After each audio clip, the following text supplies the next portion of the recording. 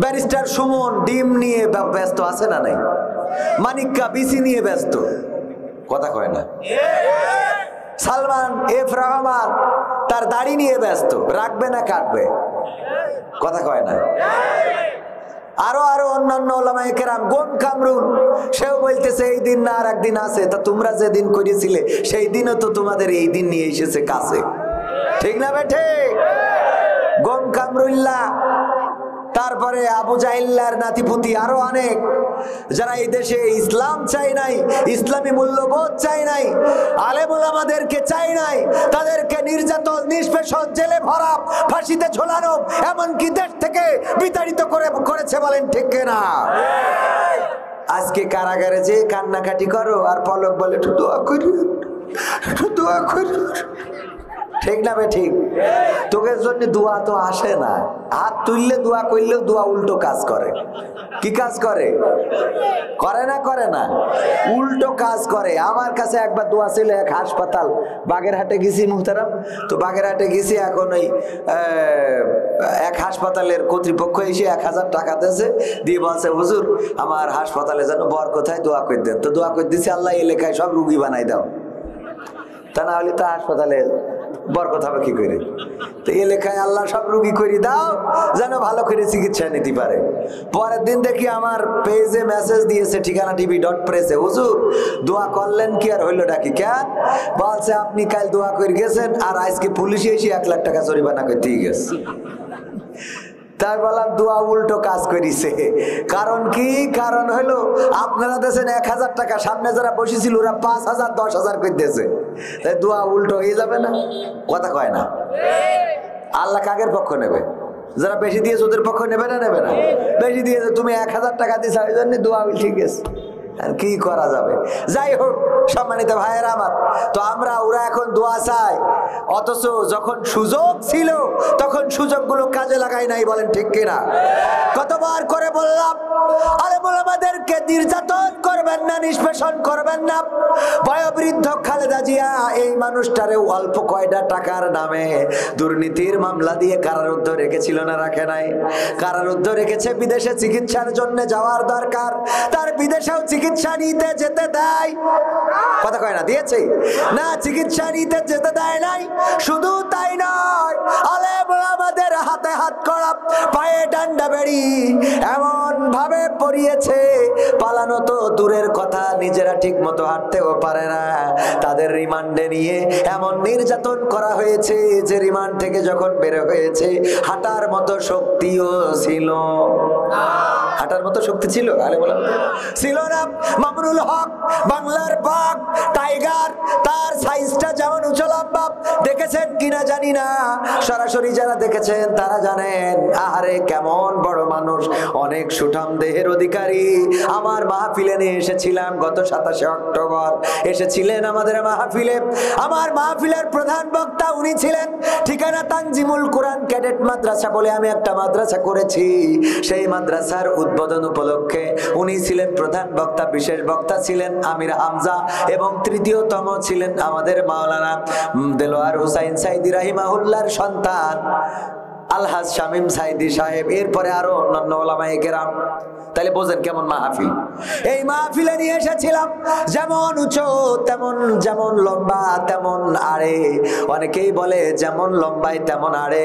এই মানুষটাও যখন জেলখানায় গেল, এই মানুষটার হাতেও লাঠি দিতে হয়েছে না হয় নাই? সাপোর্টিং লাঠি দিয়ে হাঁটতে হয়েছে। আলেম ওলামাদেরকে নির্যাতন করা হয়েছে, নিষ্পেষণ করা হয়েছে। আলেমদের যে আলেমরা যেন এই দেশে থাকে না, সেই চেষ্টা, সেই বন্দোবস্ত করা হয়েছে, বলেন ঠিক কিনা? আল্লাহ রাব্বুল আলামিন পরিকল্পনা করলেন আর ওরাও পরিকল্পনা করলো। কার পরিকল্পনা বড়? কার পরিকল্পনা সাকসেস হয়? আল্লাহর পরিকল্পনা সাকসেস হয়ে গেল। ছোট ছোট বাচ্চা শিশুরা রাজপথে দাঁড়ালো আর ছোট ছোট বাচ্চা শিশুদের দিয়ে বিজয় এনে দিল।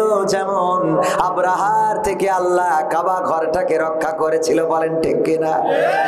কাবা ঘরটা যখন ভাঙতে আসলো, আব্রাহার বাহিনী আব্দুল মুত্তালিবের উটগুলো দখল করে নিয়ে গেল। আব্দুল মুত্তালিব ফিরে চলে গেল।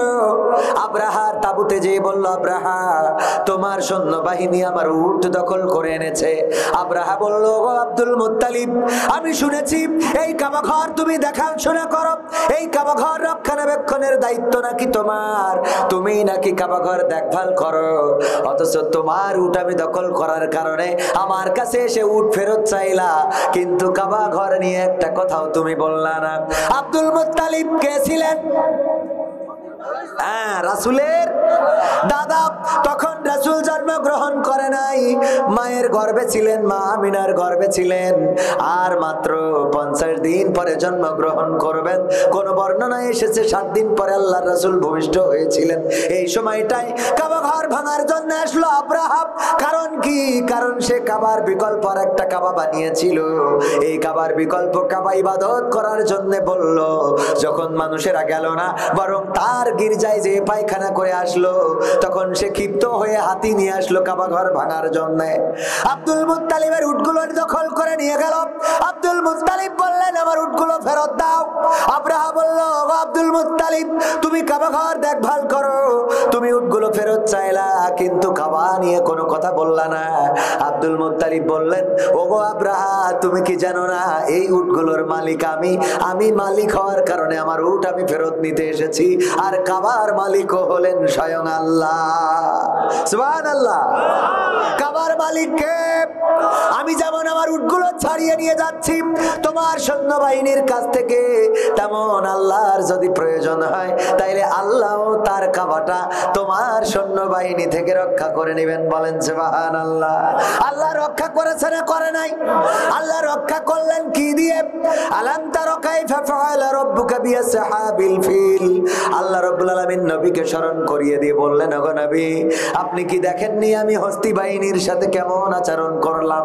আমি তাদের উপরে প্রেরণ করলাম ঝাঁকে ঝাঁকে পাখি, আর তারা নিক্ষেপ করলো ছোট ছোট কঙ্কর, ছোট ছোট পাথর, আর এই ছোট ছোট পাথর দিয়ে আমি তাদের চক্রান্ত নস্যাৎ করে দিলাম, তাদের এমন অবস্থা করে দিলাম যে তারা পশুর চিবানো ভুসির ন্যায় হয়ে গেল। বলেন সুবহানাল্লাহ।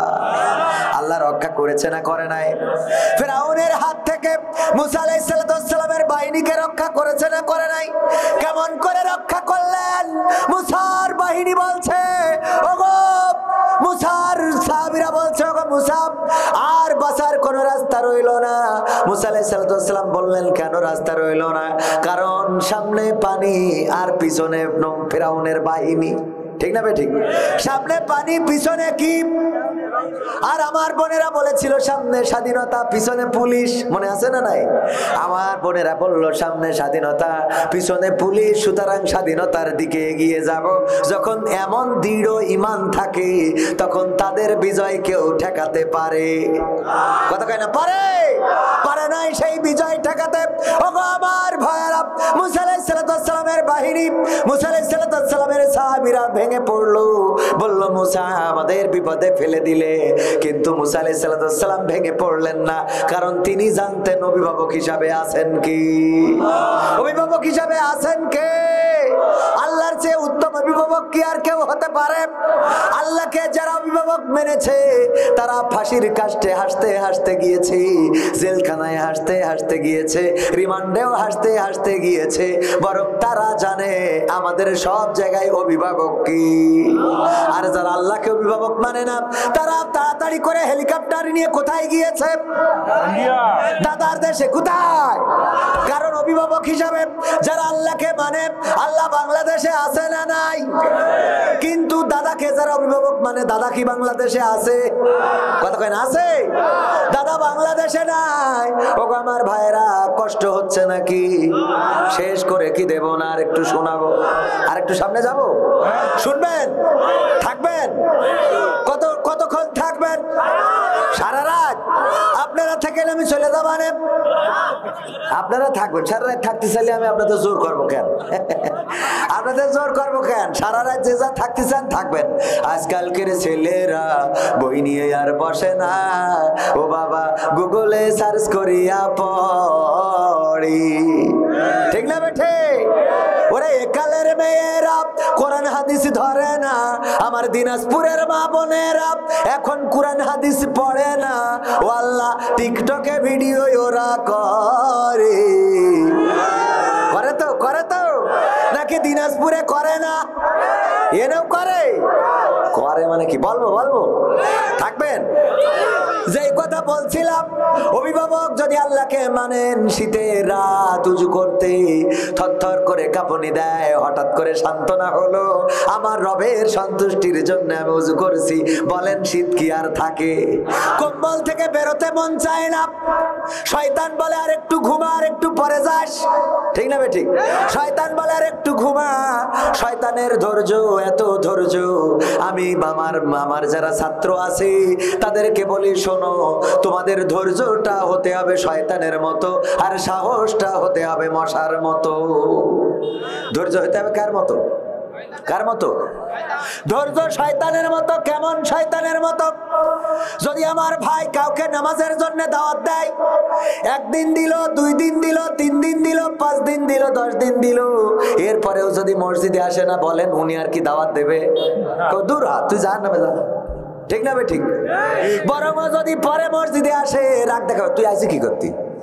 বলবে না? বলবে না যে তোর এত করে ডাকলাম তুই আসলি না? তাহলে কি ধৈর্য আছে আমাদের?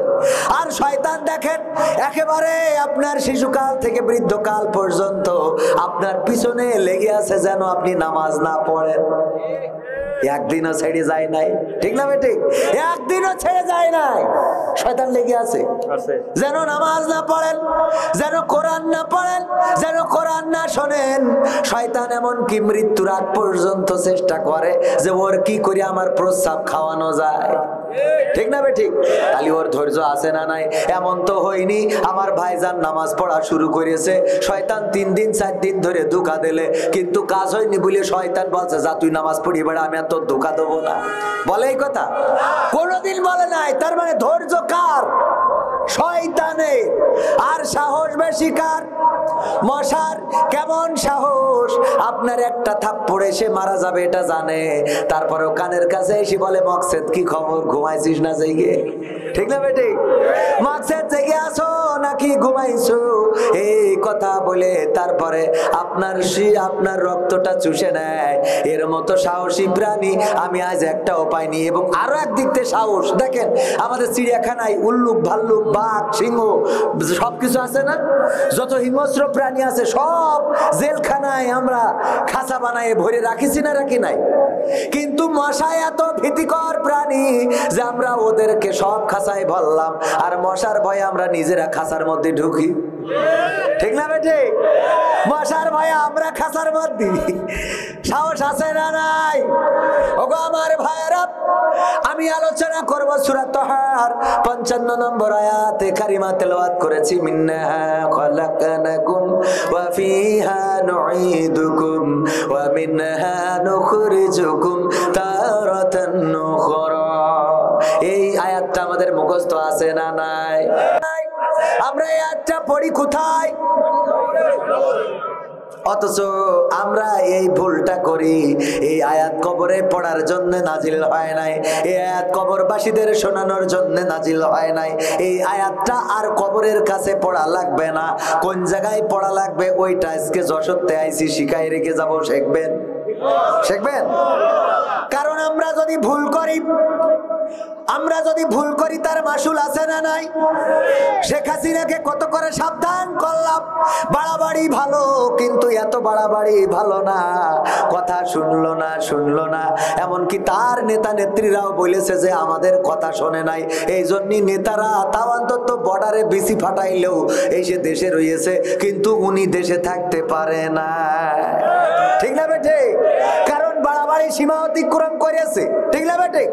বাড়াবাড়ি সীমা অতিক্রম করলে দেশে জায়গা হবে। এই দেশে কেন জমিনের বুকেও জায়গা হবে না? দেখবেন মোটরসাইকেল কিনেছে, নতুন বাইক পালসার অথবা RS1 নাকি এইসব উঠেছে, FZ5 নাকি আরো আছে। এই বাইক কেনার পরে আমার ভাইজান ওনার ছেলের হাতে দিয়েছে, উনি যদি 50-60 চালায় কোনো অসুবিধে আছে?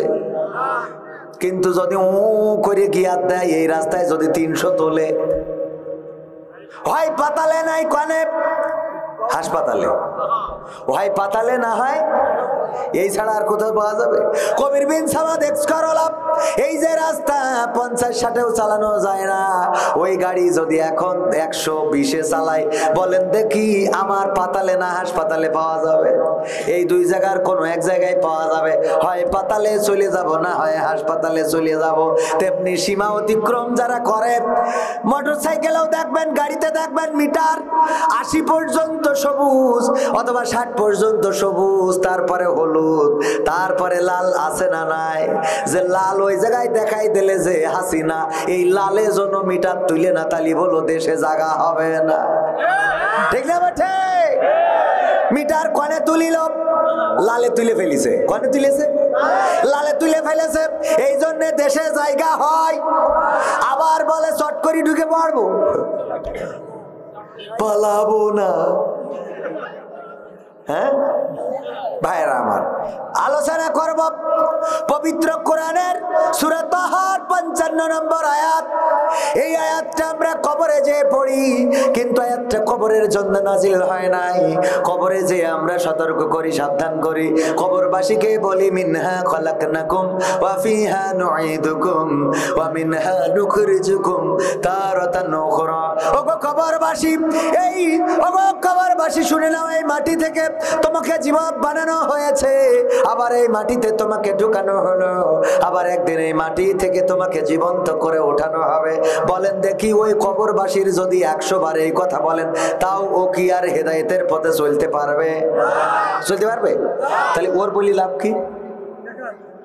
ওর বলি লাভ কি? এই কথা, একজন অ্যাক্সিডেন্ট করেছে, পা ভেঙে গেছে, আপনি তার হাসপাতালে যেয়ে সান্ত্বনা দিচ্ছেন, বলছেন যে ভাই অ্যাক্সিডেন্ট এই জন্যই সাবধান থাকতে হয়, অ্যাক্সিডেন্ট করলে পা ভেঙে যায়।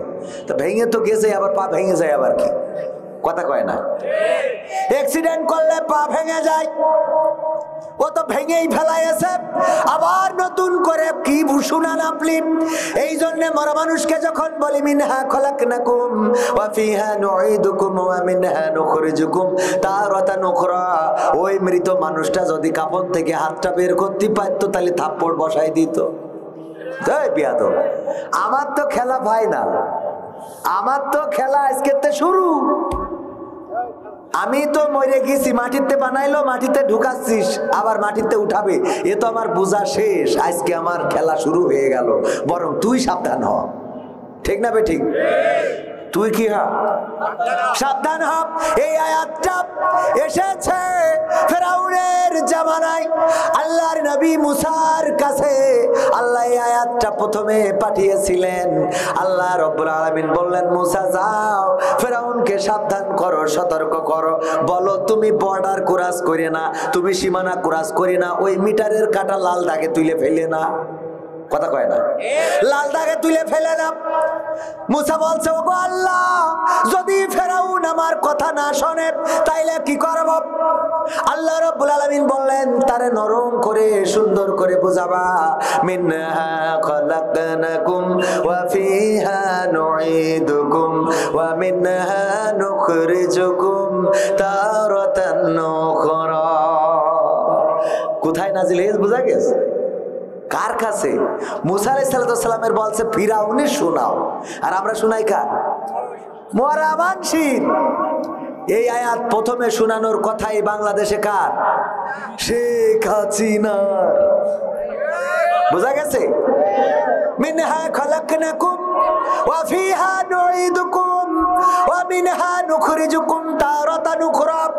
ওগো শেখ হাসিনা, কেন এত বাড়াবাড়ি করো, কেন এত পিটাপিটি করো, কেন এত খুন করো, গুম করো, কেন এত ফাঁসির কাস্টে ঝুলাও, কেন এত মানুষের নামে মামলা দাও, কেন এত মানুষের নির্যাতন নিষ্পেষণ করো, কেন এত মানুষের ধরো মারো, পিতার সন্তান হারা করো, আর সন্তানকে পিতা হারা করো, মায়ের কোল খালি করো। ওই যে কাঁদে আবু সাইদের মা, রংপুরের মাটিতে বুকটা পেতে দিয়েছিল, পুলিশের কাছে বুক পেতে দিল, বিশ্বাস ছিল এই বুকে পুলিশ গুলি করবে না, কিন্তু এত স্বৈরাচার, এত এত বড় জঘন্য বাংলাদেশের এই বাহিনীটারে বানাই ফেলেছিল যে পুলিশ ওই বুকে গুলি করতে কার্পণ্য করে নাই, ঠাস ঠাস করে গুলি করে দিল। প্রথম গুলি পাওয়ার পরে আবারও বুকটা মেলে ধরলো, চিতিয়ে ধরলো, আবারও গুলি করলো। আমার আবু সাইদের মায়ের কোল খালি হয়ে গেল, বাবার কোল খালি হয়ে গেল। আমার মুগ্ধ যখন পানি দিয়ে বেড়াচ্ছিল, পানি লাগবে পানি, কে পানি নিবা, কার পানির দরকার, আমার কাছে পানি আছে, আছে বিস্কিট, কে নিবা, কে ক্লান্ত আছো, কে পিপাসার্ত আছো। আরে সেই নবীর সাহাবার যুগের মতো কোন এক যুদ্ধে আল্লাহর নবীর সাহাবীরা আহত হয়ে রয়েছেন। একজন চিৎকার করে বললেন, একটু পানি কি দেয়া যায়, কেউ কি আছো আল্লাহর বান্দা, একটু পানি যদি পান করাতে। একজন সাহাবী তাড়াতাড়ি করে পানি নিয়ে দৌড়ে আসলেন তার কাছে। যখন পানি পান করাতে যাবে, পাশ থেকে আরেকজন বললেন, কে আছো একটু পানি পান করাও। এই লোকটি বলল, আমার পানি খাওয়ানোর দরকার নাই, আমার পানি পান করানোর দরকার নাই, ওই সাহাবীকে আগে পানি পান করাও, আমার থেকে তার প্রয়োজনটা বেশি। যখন তার কাছে ছুটে গেল, ওই সাহাবী যখন পানি পান করতে যাবে, সেই সময় পাশ থেকে আরেকজন সাহাবী বলল, কে আছো একটু পানি পান করাবা। ওই লোকটি বলল, ওই সাহাবী বলল, যাও আমার ওই ভাইকে আগে পানি পান করাও, ওই ভাইয়ের পানির দরকার, ওই ভাইয়ের পিপাসা আমার থেকে বেশি। যখন সেই সাহাবীর কাছে নিয়ে গেল, যাওয়ার পরে দেখলো ওই সাহাবীর কাছে পৌঁছানোর আগে তিনি আল্লাহর ডাকে সাড়া দিয়ে শাহাদাতের পেয়ালা পান করে, শাহাদাতের পেয়ালা পান করে চলে গিয়েছেন জান্নাতে। আল্লাহর সাহাবী, আল্লাহর নবীর সাহাবী, আল্লাহর বান্দা ছুটে এলেন দ্বিতীয়তম ব্যক্তির কাছে। এসে দেখেন এই লোকটিও শাহাদাতের পেয়ালা পান করেছে। ওই লোকটি ছুটে আসলেন প্রথম জনের কাছে, এসে দেখে প্রথম জন পানি পান করার আগে শাহাদাতের পেয়ালা পান করে জান্নাতের বাসিন্দা হয়েছেন। ওগো আমার ভাইরা, সেই সাহাবীদের উত্তরসূরিরা যেন এই দিন 5ই আগস্টের আগে পানি বিতরণ করে বেড়াচ্ছিল। পানি নিবা পানি, কার পানির দরকার, নিজে ঘেমে যায়, ঘাম টপ টপ করে পড়ে, তবু আমার মুগ্ধ ক্লান্ত হয় না। পানি খাইয়েছেন, মানুষের পানি পান করিয়েছেন, আর তার বুকে বুলেট বিদ্ধ করে দিয়েছে। আমার এই স্বৈরাচারের পুলিশেরা, ওদের অন্তরাত্মা কাঁপে নাই, বন্দুক থেকে গুলি করেছেন আর গর্ব ভরে। আবার স্বরাষ্ট্রমন্ত্রীকে দেখিয়েছেন, দেখেন যারে মারি সেই মরে, আর একটা মরে না, বলেন নাউজুবিল্লাহ। কত বড় নারাধম, কত বড় পশু, কত বড় শয়তান, কত বড় জাহেল, কত বড় বিশ্বাসঘাতক। যেই জনগণ মাথার ঘাম পানি করে, যেই মানুষেরা রক্ত পানি করে মাথার ঘাম পায়ে ফেলে তাদের বেতন দেয়, সেই মানুষের বুকের উপরে গুলি চালায়। জনগণকে তারা গোলাম বানিয়ে ফেলেছিল, বলেন ঠিক কিনা? এখন কোন পুলিশকে আর গোলাম বানানো যাবে? কোন পুলিশ আর জনগণকে গোলাম বানাতে পারবে? যেখানে পুলিশ যদি অন্যায় করে সাথে সাথে প্রতিবাদ দরকার আছে না নাই? জনগণকে একেবারে গোলাম বানিয়ে ফেলেছিল। কথা বললেই আমাকে থানায় ডেকে নিয়ে যে প্রায় ওয়ার্নিং, এই কথা কেন বলেছেন, এটা বলা যাবে না, এটা করা যাবে না, এটা খাওয়া যাবে না, ঠিক না বেঠিক? আমরা সেই যুগ আর দেখতে চাই? বর্তমান সময়ে যদি পুলিশেরা দায়িত্ব পালনে অবহেলা করে, সাথে সাথে কৈফিয়ত চাইবেন। আপনি আমার টাকায় বেতন নেন, এখানে দায়িত্ব পালনে কেন অবহেলা করছেন? ট্রাফিক আগে ঘুষ পাইতো বলে একটু দায়িত্ব পালন করতো, আর সরকার তো মালামাল কায়দা মতো দিত। এখন দাঁড়ায় থাকে, বাদাম খায়, তাও রাস্তায় জ্যাম পড়ি থাকে, কথা কয় না। ওইগুলো দালাল পুলিশ। কি পুলিশ? দালাল পুলিশ, দালাল ট্রাফিক। ওরা হলো ওই পারে নিয়োগ দিয়া, ওরা যদি রাস্তায় দায়িত্ব পালনে ব্যর্থ হয়, বন্দুক নিয়ে ঠ্যাঙে মারি দেবে। গুলি করার দরকার নেই, আবার গুলি করতে যে দেখা যাচ্ছে নিজের গায়ে লাগতে পারে। ভালো না বুঝলি কি করবেন? কারণ আমাদের টাকায় তাদের বেতন চলে, ঠিক কিনা? আমাদের টাকায় বেতন চলে। দায়িত্ব পালনে ব্যর্থ হলে এই জাহেল পুলিশগুলোকে চিনে নেবেন, তারা ওই ভারতের প্রেতাত্মা, তাদের মদত দেওয়া পুলিশ।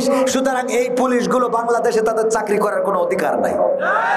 বাংলাদেশে চাকরি করতে হলে জনগণের হয়ে চাকরি করতে হবে, বলেন ঠিক কিনা? তুমি জনগণের হয়ে চাকরি করবা না, আর জনগণ তোমারে বেতন দেবে। তুমি তোমার শেখ হাসিনা তাহাজ্জুদের নামাজ পড়ে ভোট নিয়ে তাই টিকতে পারেনি, কথা কয় না। আর বর্তমান যারা এসেছে এরা তো মোট ভোট নিনি, টিকতে পারবে, কথা কয় না। তাহাজ্জুদের নামাজ পড়ি ভোট নিলে তাই আমরা তাকে থাকতে দিলাম না। আর তুমি তো ফজরও পড়োনি, কথা কয় না। আর একটু যাবো সামনে, তাহলে আয়াতটা কোনে পড়তে হবে একটুখানি শোনাইছি, আরো একটু শোনাবো। আপনারা থাকবেন ইনশাআল্লাহ? থাকতে রাজি আছেন? শেষ পর্যন্ত থাকবেন কয়জন একটু হাত দেখি, দেখি। লিল্লাহি তাকবীর, আল কোরআনের আলো, আল হাদিসের আলো, আমার নেতা তোমার নেতা, নারায়ে তাকবীর। অনেকেই হাত তুলেছেন, অনেকেই তোলেন নাই, কোনো দুঃখ নাই। এইবার বলেন চলে যাবেন কিরা কিরা, এবার হাত উঁচু করেন। চলে যাবেন কিরা কিরা শেষ করার আগে, চলে যাবেন কিরা কিরা শেষ করার আগে চলে যাবেন কিরা কিরা, চলে যাবেন। আমরা যাবেন, কেউ যাবো? যাবো না তো। মাহফিলটা মসজিদের, ঠিক না ঠিক? মসজিদের মাহফিল আমি দাওয়াত নেওয়ার সময় বলে দিই, যাই করেন তাই করেন, 12টার মধ্যে শেষ করবো। এ ভাই, আপনি হাত তুলিলেন না? ওই জুব্বাওয়ালা, আপনি হাত তোলেননি থাকার জন্য? আপনি মাদ্রাসার ছাত্র, জুব্বা পরা, এত সুন্দর মানুষ, হাত তুলে আবার চলে যাচ্ছেন, আপনি তো মুনাফেক হয়ে যাবেন। কি হবে? মুনাফেক কথা যা বলে কাজে তা পরিণত করে না। তো আপনি খামাখা মুনাফেক আছেন, মুতু লাগলে যাইতে পারেন, কারণ সবাই তো আটকে রাখা অনেকের অনেক সমস্যা থাকতে পারে। কিন্তু যদি মনে করেন যে না চলে যাব, তো চলে যাবো, তাহলে আমি জিজ্ঞেস করলাম যে যাবেন কিনা কিনা, হাত উঁচু করেন। হাত উঁচু করতেন, চলে যাবেন, ঠিক কিনা? কথার কাজের মিল থাকার দরকার আছে না নাই? আল্লাহ বলেন ইয়া আইয়ুহাল্লাযীনা আমানু লিমা তাকুলুনা মা লা তাফআলুন, ও ঈমানদারেরা এমন কথা বলো না যা তোমরা কাজে পরিণত করো না। কথাটা কার? চিল্লায়ে বলেন কথাটা কার? সেই আল্লাহর কথা মানার দরকার আছে না নাই? আছে। তাইলে আমরা শেষ না করে যাব না, আর বেশি সময়ও নেব না। আধা ঘন্টা সর্বোচ্চ থাকা যাবে ইনশাআল্লাহ? আধা ঘন্টা আমরা থাকতে পারবো ইনশাআল্লাহ? আল্লাহর নবীর সাহাবী বেলাল রাদিয়াল্লাহু তাআলা আনহু আল্লাহর নবী ইন্তেকাল করার পরে মসজিদে নববী ছেড়ে দিলেন, দূরে চলে গেলেন। মসজিদে নববী ছেড়ে দেওয়ার পরে হঠাৎ করে একদিন মদিনায় এসেছেন। কারণ কি? স্বপ্নে দেখেছেন আল্লাহর নবী বলছেন, ওগো বেলাল, তুমি দেখি আমার কথা ভুলে গেলে, আমার কথা কি তোমার মনে পড়ে না? বেলাল চিন্তা করল রাসূলের রওজাটা জিয়ারত করে আসি। জিয়ারত করার জন্য যখন মদিনায় এলেন, মদিনাবাসী বলল, ওগো বেলাল, মসজিদে নববীতে আজান দাও, তোমার আজান শুনতে চায়। বেলাল বলল, মসজিদে নববীতে আজান দিতে বলো না, আমি আজান দিতে পারবো না। কেন পারবা না তা জিজ্ঞাসা করো না, আমি আজান দেব না। আল্লাহর নবীর নাতি ছিল হাসান এবং হুসাইন, দুইজন আল্লাহর নবীর নাতিরা এসে বলল, ওগো বেলাল, মসজিদ নববীতে আজান দাও। আমার নানা থাকতে তো তুমি আজান দিতে, কত সুন্দর তোমার সুললিত কণ্ঠের আজান আবার মসজিদে নববীতে শুনতে চায়। বেলাল বলল, ওগো আমার নবীর নাতিরা, তোমাদের কষ্ট দেব না, কারণ আমার নবী বলেছে যারা আমার হাসান হুসাইনকে কষ্ট দিল তারা যেন আমাকে কষ্ট দিল, যারা আমার হাসান হুসাইনকে আনন্দ দিল তারা যেন আমাকে খুশি করলো। বলেন সুবহানাল্লাহ। সুতরাং আমি তোমাদের কথা রেখে মসজিদে নববীতে আজান দেব। বেলাল রাদিয়াল্লাহু তাআলা আনহু আজান দেয়া শুরু করলেন। যখন বললেন আশহাদু আন্না মুহাম্মাদার রাসূলুল্লাহ, অমনি বেহুশ হয়ে পড়ে গেলেন। আল্লাহর নবীর সাহাবীরা সেবা করলেন, শুশ্রূষা করলেন। সেবা শুশ্রূষা করার পরে বেলাল রাদিয়াল্লাহু তাআলা আনহু হুঁশ ফিরে পাইলেন। তারপরে বললেন, ওগো মদিনাবাসী, আমাকে আজান দিতে বলো না, আমি আজান দেব না মসজিদে নববীতে। বলল, কেন আজান দিবা না? কি হয়ে গেল, কি ঘটে গেল, কেন বেহুশ হয়ে পড়ে গেলে? বেলাল বলল, ওগো আল্লাহর নবীর সাহাবীরা শুনে নাও, ওগো মদিনাবাসী শুনে নাও, আমি ইসলামের প্রথম মুয়াজ্জিন ছিলাম, আল্লাহর নবীর নিযুক্ত করা মুয়াজ্জিন। আমি যখন আজান দিতাম, তখন আজান দেওয়ার সময় যখন বলতাম আশহাদু আন্না মুহাম্মাদার রাসূলুল্লাহ, অমনি দেখতে পেতাম মেহরাবের পরে বসে আছে আল্লাহর রাসূল, কত সুন্দর চেহারা। ওগো আমার নবীর সাহাবীরা, আজকে যখন আমি এই শূন্য মেহরাবটা দেখেছি আজানের সময়, তখন সহ্য করতে পারি নাই, আমি বেহুশ হয়ে পড়ে গেছি। নবী শূন্য মসজিদে নববীতে আমি বেলাল আজান দিতে পারবো না। জোরে জোরে বলেন আল্লাহু আকবার। কতটা ভালোবাসতেন এই নবীকে, কতটা ভালোবাসতেন। আর সেই নবী ইন্তেকালের সময় কারো কথা বলেন নাই, সন্তানের কথা বলেন নাই, স্ত্রীর কথা বলেন নাই। সেই নবী ইন্তেকালের সময় উম্মতি উম্মতি বলেছেন এবং নামাজের কথা বলেছেন। বলেন ঠিক কিনা? জানেন না? জানেন না? সেই নামাজ পড়া হয় কোথায়? মসজিদে। সেই মসজিদের সাথে আমাদের সম্পৃক্ততা থাকার দরকার আছে না নাই? মসজিদের সাথে সম্পর্ক রাখার দরকার আছে না নাই? আমরা মসজিদের সাথে সম্পর্ক রাখবো কয়জন? হাত দেখি। লিল্লাহি তাকবীর। আল কোরআনের আলো, আল হাদিসের আলো, আমার নেতা তোমার নেতা, নারায়ে তাকবীর। মসজিদের সাথে সম্পৃক্ত রাখতে হলে আমরা নামাজি হওয়ার দরকার আছে না নাই? নামাজ কি আর ছাড়বো? না, নামাজ ছাড়বো না। রোজাটা ছেড়ে দেব না, রোজাও ছাড়বো না। আমরা যাকাতও দেব, হজও করব, টাকা থাকলে কিন্তু ন্যূনতম এই মসজিদের জন্য মাঝে মাঝে দান সদকার দরকার আছে না নাই? আছে না নাই? আপনারা এই মসজিদের জন্য আমি ব্যক্তিগতভাবে শুরু করে দিতে চাই। আমার ক্যামেরা পারসনকে বলবো কিছু দিতে, কারণ আমার আল্লাহ পছন্দ করেন না যা মুখে বলো কাজে তা করো না। আমি কয়েকটা সঙ্গীত শোনাবো। আমার সঙ্গীতের বই আছে, বেসিক নলেজের বই আছে, আপনারা সংগ্রহ করতে পারবেন। সঙ্গীত শোনারও দরকার আছে না নাই? সঙ্গীত শোনাবো না? পর্দার অন্তরালে মা বোনেরা আছে, মা বোনদের জন্য একটু ওয়াজ করার দরকার। আমার মা বোনেরা এসেছেন। ওগো আমার মায়েরা, আল্লাহর নবী মেরাজ থেকে এসে বললেন, ওগো আমাগো মহিলারা, তোমরা বেশি বেশি সাদাকা করো, কারণ আমি দেখেছি অধিকাংশ নারীরাই জাহান্নামী। সাহাবীরা জিজ্ঞাসা করলো, ওগো নবী, কোন কারণে নারীরা জাহান্নামী? আল্লাহ নবী বললেন, দুইটা কারণে। কারণ কয়টা? কারণ কয়টা? দুইটা কারণে জাহান্নামী। এক নম্বর কারণ হলো তারা সব এখন না, এখন না, বসেন বসেন বসেন, আমি কাজ করি। এক নম্বর কারণ, তারা স্বামীর নাশুকরি করে। কি করে? স্বামীর নাশুকরি করে, স্বামীর প্রতি কৃতজ্ঞ না। এরকম স্ত্রী আছে না নাই? স্বামী যাই করে পছন্দ হয় না, স্বামী যে শাড়ি কেনে পছন্দ হয় না, স্বামী যে থ্রি পিস কেনে পছন্দ হয় না, স্বামী যে মাছ কেনে ওটাই নাকি কাটা বেশি, স্বামী যে ওল কেনে ওটাই নাকি গাল চুলকায়। এরকম আছে না নাই? আর মকসেদ যেটা কেনে ওইটা খুব ভালো, দেওর যেটা, এই জন্য গান গায়, ওরে স্বামী আমার যেমন তেমন, দেওরাই আমার মনের মতন। আছে না নাই? স্বামী ওর যেমন তেমন, দেওরা ওর মনের মতন। এমন নারী আছে না নাই? আছে। আসতে বলেন কেন? ভয় করে? ওরে আমার ভাইরা, এক নম্বর হলো না শুকরি করে, স্বামীর কোনো কিছু পছন্দ হয় না, মকসেদের সাথে ভিডিও কলে কথা বলে, তুমি এতদিন পরে আমার কথা তোমার মনে পড়লো, ওরে মজা করে। আর যখন স্বামী ফোন দেয় মালয়েশিয়া থেকে, এই এত কল দাও কেন, এত কল দাও কেন, তোমার কাজ করা লাগে না, খালি কল দাও। ঠিক না ঠিক? আবার বল্টুর কাছে, হ্যাঁ বল্টু ভাই, এ চুলের কুত্তা কাটিং কোথা থেকে দিয়েছেন? এইবার দেন কিন্তু দিনাজপুরে নিয়ে যেতে হবে বাইকের পিছনে করে। আছে না নাই? আরো দাঁতে বাইল দেয় আর বলে খেলা হবে। ঠিক না বেঠে? খেলা হবে। ওগো আমার মায়েরা বোনেরা, এমন হওয়া যাবে না।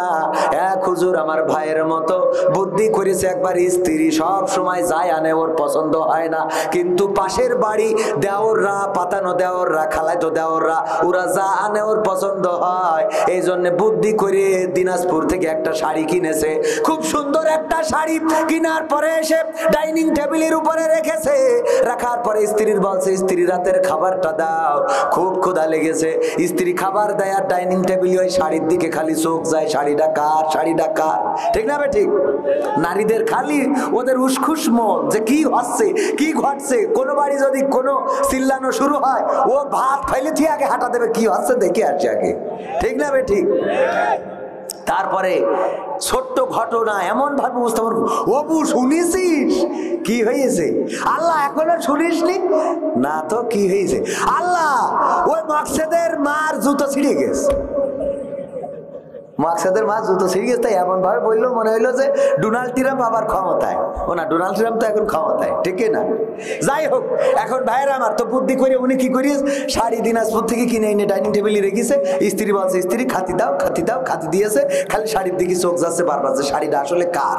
এক ফাঁকে বলেই বসলো শাড়ি কার। তা স্বামী বলতেছে, দেখো ওই শাড়ি আমার বন্ধু কিনেছে তার স্ত্রীর জন্য। বলছে, দেখো দিন শাড়ির কালারটা কত সুন্দর, রংটা কত ভালো, পায়টা কত চেটা, সুতোটা কত মিহি, কত সুন্দর শাড়ি। আর তুমি যা কেন তাকি পরা যায়? আমার আব্বা কার সাথে যে বিয়ে দিয়েছে, আমি বলে তোমার সংসার করছি, অন্য লোক হলি তালাক দিয়ে হাঁটা দিত। আছে না নাই? বলছে, স্ত্রী তোমার শাড়িটা কি পছন্দ হয়েছে? বলছে, পছন্দ কেন হবে না, শাড়ি তো কিনেছে তোমার বন্ধু, তার চয়েস আছে, তার পছন্দ আছে। বলছে, তাহলে শাড়িটা তুমি নাও, যা হয় হবে। শাড়ি পেয়েও রে আনন্দ, যাক একটা ভালো জিনিস পালাম। শাড়ি পাওয়ার পরে খুব আনন্দ। রাত্রে শোয়ার সময় আমার ভাইজান বলছে, বিবি গো শাড়িটা কি তোমার পছন্দ হয়েছে? বলছে, দেখো অনেকদিন পরে একটা পছন্দের মতো জিনিস তুমি এনেছো, তবে এটা যদি তুমি কিনতে তাইলে এত ভালো হতো না, তোমার বন্ধু কিনেছ বলে এত সুন্দর, রংটা ভালো, পাড়টা সুন্দর, কালারটা ঠিক আছে, সুতোটা মিহি আছে। বলছে, ওগো আমার স্ত্রী, বলা যায় না, কালকেই তো খবর দেশের বাসিন্দা হয়ে যেতে পারি, আজকে কথাটা বলে শুই। দেখো এই শাড়িটা আমি তোমার জন্য নিজে চয়েস করে কিনেছি। বলছে, তাহলে এর রং থাকবে না, তাহলে এর এই জাতীয় যদি অকৃতজ্ঞ স্ত্রী হয়, ওর কি কোনো পালি সোজা করা সম্ভব? জাহান্নামে যাওয়ার এক নম্বর কারণ কি? স্বামীর প্রতি অকৃতজ্ঞ, জানে পছন্দ হয় না, জাদাই পছন্দ হয় না। আর দুই নম্বর কারণ বলবো, কিন্তু তার আগে আমি 500 টাকা এই মসজিদে আমি শুরুটা করে দিলাম, এই মসজিদের সাথে সম্পৃক্ত রাখার জন্য। যদি প্রেম করেন, কাউরে ভালোবাসেন, তাইলে ভালোবাসতে গেলি শুধুমাত্র যদি বলেন আই লাভ ইউ, না সাথে 3 পিস দিয়া লাগে। 3 পিস লাগে না? লাগে না? লাইলাতুল ফেব্রুয়ারিতে 3 পিস কিনে নিয়ে যাওয়া লাগে না? লাগে না? খালি তাহাজ্জুদ পড়লে হয় না, মাঝে মাঝে নিয়ে যেতে হয় কফির দোকানে, চায়ের দোকানে, আর সেখানে যেয়ে খাওয়াইতে হয় 20 টাকার কফি 300 টাকা দিয়ে তারে খাওয়াইতে হয় না? হয় না? সুতরাং যারে ভালোবাসো তারে পাওয়ার জন্য কিছু খরচ করার দরকার আছে না নাই? এই মসজিদের জন্য 10,000 টাকা, 5,000 টাকা, 20,000 টাকা, 50,000 টাকা দেওয়ার মতো কোন আল্লাহর বান্দা কি আছেন? আমি মুসাফির মানুষ, দোয়া করে দেব। ওগো আমার ভাইরা, কেউ আমরা উঠে চলে যাব না। আমি কয়েকটা সঙ্গীত শোনাবো, এই বইয়ের মধ্যে 100টারও বেশি সঙ্গীত রয়েছে। মুসলমানে মুসলমানে দ্বন্দ্ব করা চলবে না, সীসা ঢালা প্রাচীর হবে, কখনো তা টলবে না। তবে এই শান্তি পাবে, অশান্তি দূর হবে, তবে এই শান্তি পাবে, অশান্তি দূর হবে। কেউ আর মুসলমানের বাজে কথা বলবে না, মুসলমানে মুসলমানে দ্বন্দ্ব করা চলবে না, সীসা ঢালা প্রাচীর হবে, কখনো তা টলবে না। কে আওয়ামী, কে বিএনপি, কে জামাত ইসলাম, এটা আমাদের নয় পরিচয়, মুসলিম মোর নাম। কে আওয়ামী, কে বিএনপি, কে জামাত ইসলাম, এটা আমাদের নয় পরিচয়, মুসলিম মোর নাম। এ কথা মানলে পরে শান্তি আসবে ঘরে, এ কথা মানলে পরে শান্তি আসবে ঘরে। কেউ আর মুসলমানের বাজে কথা বলবে না, ঠিক না বেঠে? ঠিক না বেঠে? মুসলমানে মুসলমানে দ্বন্দ্ব করা চলবে না, সীসা ঢালা প্রাচীর হবে, কখনো তা টলবে না। কোন আল্লাহর বান্দা আছেন 5,000 টাকা মসজিদে দেওয়ার মতো? আসসালামু আলাইকুম হুজুর, ওবায়দুল কাদেরকে একটু ফোন কল করেন। ওর ফোন কল করবো, কেউ তো খুঁজি পাওয়া যাচ্ছে না, পালাবই না। 500 টাকা দিয়েছে মসজিদের জন্য আমার ভাইজান। 500 নাম কি? তার নাম কি ভাই আমার? হ্যাঁ, মোহাম্মদ আজমল ভাই 500 টাকা দিলেন। আল্লাহ দানকে কবুল করে নাও, নেখায়াত দিয়ে দাও। আপনজন যারা কবরে, কবরগুলো জান্নাতের বাগান বানাও, বলেন আমিন। অনেকের মা নাই, মা যদি থাকতো একটা শাড়ি কিনতে 1000 টাকা লাগতো, বাবা যদি থাকতো একটা লুঙ্গি কিনতে 500 টাকা লেগে যেত। ওই মা বাবার জন্যে, মা বাবার নামে একটা শাড়ির দাম, একটা লুঙ্গির দাম দেওয়ার মতো কোন আল্লাহর বান্দা কি নাই? আমি মুসাফির মানুষ, দোয়া করে দেব। আল্লাহ চাইতো আমার দোয়ায় আল্লাহ কবরের আযাব মাফ করে দিতে পারে না? পারে না? মুসাফিরের দোয়া কবুল করেন কি?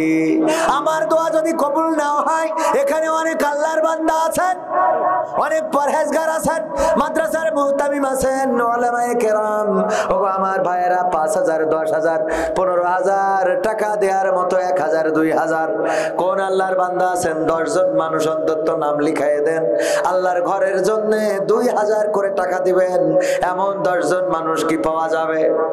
আজ না দেন, কাল, 1 মাস, 2 মাস, 1 বছরের মধ্যে দিয়ে দিবেন। কোন আল্লাহর বান্দা আছেন? 2000 টাকা একজনও নাই? 2000 টাকা দেওয়ার মতো কোন আল্লাহর বান্দা